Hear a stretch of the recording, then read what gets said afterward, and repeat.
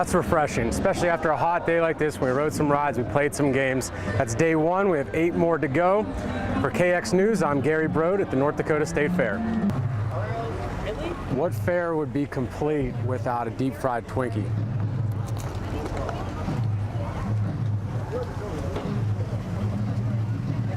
Now my fair's complete.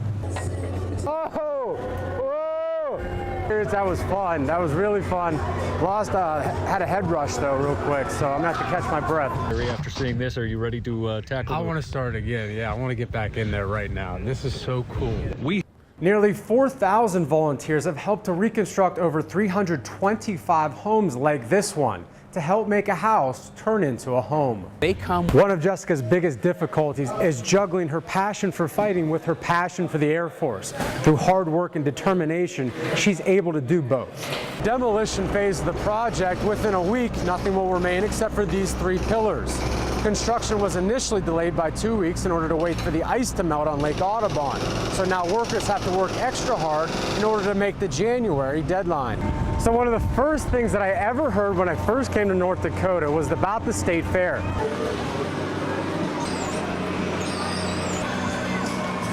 So my mom came all the way out from Youngstown, Ohio to enjoy the festivities herself. We're gonna ride some rides, play some games, maybe eat some food, and enjoy what North Dakota State Fair has to offer. I decided to play a few games to start, and I figured better to start off with something easy. After doing pretty well at the dart game, I decided to move on to something a bit more challenging. It's been a few years since I played a game like this, but I'm gonna give it my best shot and try to knock over a bottle right now. I probably should have quit after that.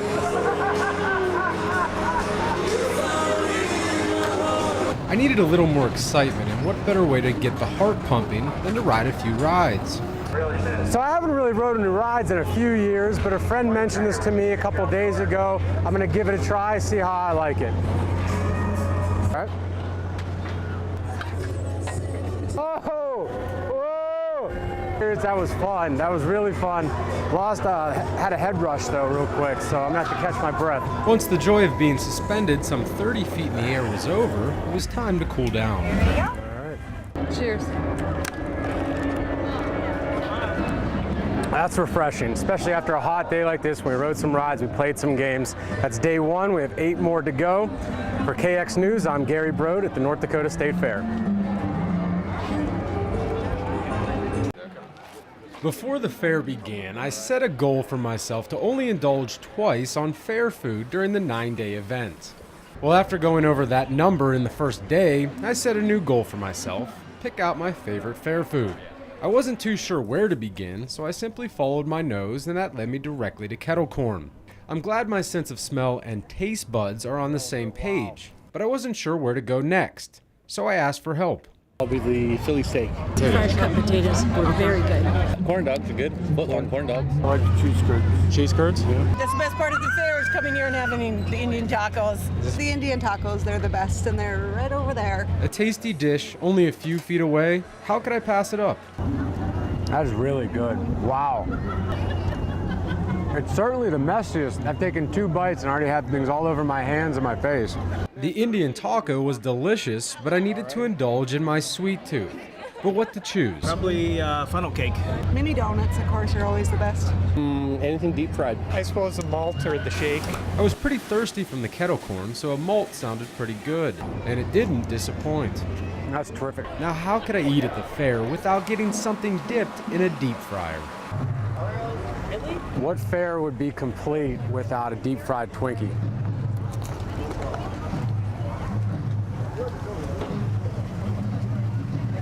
Now my fair's complete. While our search for my favorite food may have taken place in the mid-afternoon, that wasn't going to stop me from eating breakfast. So almost every single day in the morning, our production crew would have these egg sandwiches. I didn't get to try it. Let me see why it's so popular.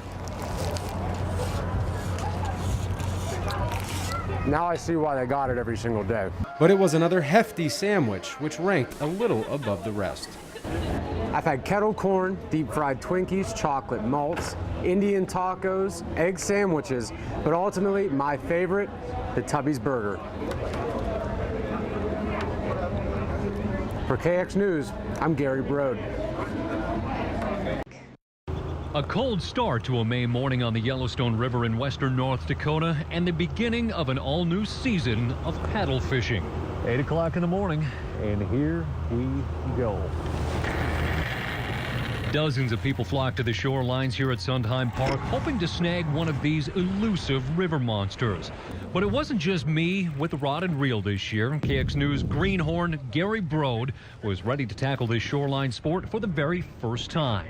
Finger first, then the flip. The morning started out a bit rough for me. Now what? Having only fished a handful of times, the concept of something as simple as casting was difficult at first. I didn't get the cast yet. This is just happened. Really? What are we, like 2 hours in? I think I have 6 casts. Hours of casting and a few knotted lines and nothing. We have yet to catch one, hoping to get one today. No one was feeling the kickback on the line, and the only thing we were reeling in was frustration. As the river was extremely low because of very little meltwater coming into the Yellowstone from the Rockies, keeping the fish upstream. Next cast, next cast. Quickly, that optimism was turning into pessimism. Kind of concerned, a little bit. We decided to pack up camp and move upriver to the pump house. It was there my dwindling spirits received an enormous shot in the arm. Gary, after seeing this, are you ready to tackle? I want to start again. Yeah, I want to get back in there right now. This is so cool. We had finally found the fish. How long did you paddle fish for? 15 minutes. Luck was with some, but certainly not with us. Not today. At least for fish. I don't think I can eat that. Paddle fishing, though, isn't just about catching a fish. It's about the camaraderie. And the experience from the water and the surroundings. In western North Dakota, Sean Sipma. And Gary Brode, KX News. Well, I think they had a good time, although it was a very cold night. Gary was a good sport. He Yes. said all the right things, but he froze. Yes, Sean he did. told me he wore like 4 layers of clothes, 2 sets of gloves, and he was Yes. still cold. Yep, yep. But hey, last look at the forecast. We won't be freezing this week. Hope can drive people to accomplish amazing feats. Hope can keep a person going after tragedy has struck. Hope can bring people together in the name of a common goal. When you consider the depth of the tragedy that happened here in Minot, and to find that volunteers from all over the United States would come and be here, and then to top that unbelievable goal of $2 million in volunteer service, I mean, you just shake your head and say it's absolutely amazing and awesome. Nearly 4,000 volunteers have helped to reconstruct over 325 homes like this one to help make a house turn into a home. They come with just a sense of joy, a sense of a willing heart, and a sense of care. There's nothing better than doing a job and actually being able to see what you did. I mean, see that difference you made. So we know that, somebody's life is going to be restored because of what we did, or at least on the way to that. So that's huge. And so here are the numbers when you break them down. According to Independent Sector, an organization which measures what a volunteer hour would be worth, in North Dakota, the volunteer hour rate is currently $19.18. Now multiply that $19.18 by the 120,610 hours of volunteer service Hope Village has received since opening its doors in April of 2012, and you end up with a number which amazes Pastor Paul. While the end may be in sight for the Hope Village mission, Kruger fully intends to complete what was started. So we want to finish strong. We made promises to the people of Minot at the beginning of this disaster that we were going to do what it takes to give everything we've got to help folks get back into their homes. Kruger and the rest of Hope Village look to continue its work even when its services are no longer needed. The plan is to establish a regional staging center somewhere in the northwest part of the state. In the case of any disaster in the region, help would be available to those in need. Even with all the good the group has done thus far, the program looks to continue contributing, all in the name of hope. In Minot, Gary Brode, KX News.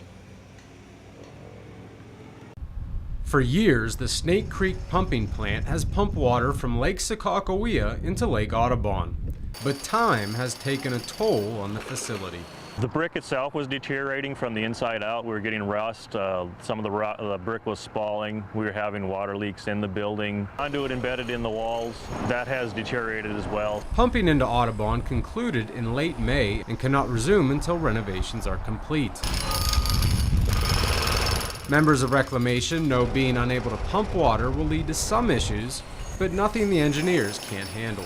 I think our only concern is to ensure that the water doesn't get too high because of the rain we've been receiving. About 3 weeks ago, we released some water out of Lake Audubon because it was getting too high. It was causing some erosion problems with the islands. Now in the demolition phase of the project, within a week, nothing will remain except for these 3 pillars. Construction was initially delayed by 2 weeks in order to wait for the ice to melt on Lake Audubon. So now workers have to work extra hard in order to make the January deadline. We're replacing the electrical conduits. We're replacing water pipes. Basically all the plumbing that's in the building is going to be replaced on the upper level here by the time we're done. For the last few years, water could be seen seeping through the brick walls, which will now be replaced by concrete. Officials say replacing the walls and roof are critical to assure the pumping plant retains its integrity into the future. With construction underway, the seed can now begin to grow for the pumping plant. At Audubon Lake, Gary Brode, KX News.